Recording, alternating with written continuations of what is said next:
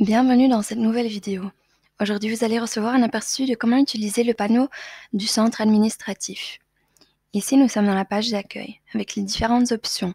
Nous avons le groupe base, les enseignants, les données partagées, les licences et factures et les liens utilisés.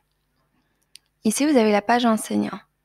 Vous avez donc la liste de tous les enseignants qui font partie de votre établissement. Vous pouvez ajouter un nouveau professeur ici, ou si vous souhaitez en ajouter plusieurs en même temps, vous allez vers Action, Importer depuis Excel. Si je me rends auprès d'un professeur en particulier, je peux visionner tous les groupes dont il fait partie, ainsi que combien d'étudiants font partie de chaque groupe. Je peux partager ce groupe avec un autre enseignant, par exemple ici, je vais partager le groupe avec Sarah, car Jordi est absent aujourd'hui, donc Sarah va prendre la relève. Ici, je peux décider si Sarah peut seulement voir ou aussi modifier le groupe. De plus, je peux créer un nouveau groupe base depuis ce groupe, ce qui veut dire que je vais importer tous les élèves dans un nouveau groupe que je pourrai ensuite partager avec d'autres professeurs. Je vais appeler ce groupe première année, et puis il me suffit de me rendre dans le groupe base. Donc je vais dans les groupes bases. Effectivement, il y a le groupe de première année. Ici, j'ai donc les différents grands groupes, les différents étudiants, et je peux créer différentes visualisations. J'ai aussi différentes actions. Les actions sont ici donc l'édition en masse. Si je veux modifier plusieurs données en même temps, il me suffit de me rendre ici. Je peux aussi choisir de seulement modifier le titre et la couleur du groupe. Ensuite, je peux attribuer ce groupe à différents professeurs, donc comme je l'ai fait là tantôt avec Sarah.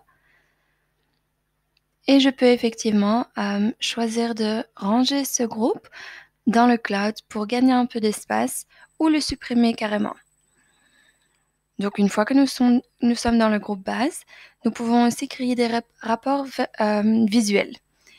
Ici, nous avons les rapports visuels basés sur des compétences. Je vais changer de groupe pour vous donner un autre exemple. Donc je vais dans rapport, un rapport basé sur les compétences, et je prends le premier modèle, juste en tant qu'exemple. Ici, effectivement, j'ai toutes mes compétences, tous les élèves et la moyenne des compétences de tous les groupes pour cette compétence, pour l'autre compétence. Je peux me rendre dans le groupe de première année pour vous montrer aussi une autre fonctionnalité du centre. Ici, je peux visionner toutes les présences et absences de mes élèves pour les différents groupes. Donc, je peux voir s'il y a certaines récurrences. Ici, je vois que Sonia a été absente pour tous les groupes ce jour-là. Donc, j'imagine qu'elle était malade. Je vais aller maintenant dans le panneau du professeur pour vous montrer comment je peux importer une structure, par exemple. Donc, il me suffit d'aller dans mes groupes. Ici, je vais dans le groupe de marketing. Et je peux aller dans Importer un groupe. Et je vais importer une structure. Par exemple, si je trouve que la structure de Sarah est intéressante, il me suffit de l'importer ici. C'est ce que j'ai fait. Donc, j'ai différents onglets, différentes tâches, la moyenne avec la formule, la liste des feedbacks. Je peux faire pareil avec les marques et rubriques. Il me suffit de les importer pour gagner du temps. Pour faire cela, c'est possible grâce au groupe base et aux données partagées. Effectivement, dans les données partagées, nous avons les groupes, les structures, les rubriques, le planning, les vacances, les standards et les compétences. C'est ainsi que j'ai donc partagé la structure de Sarah avec mes autres professeurs pour pouvoir les importer facilement.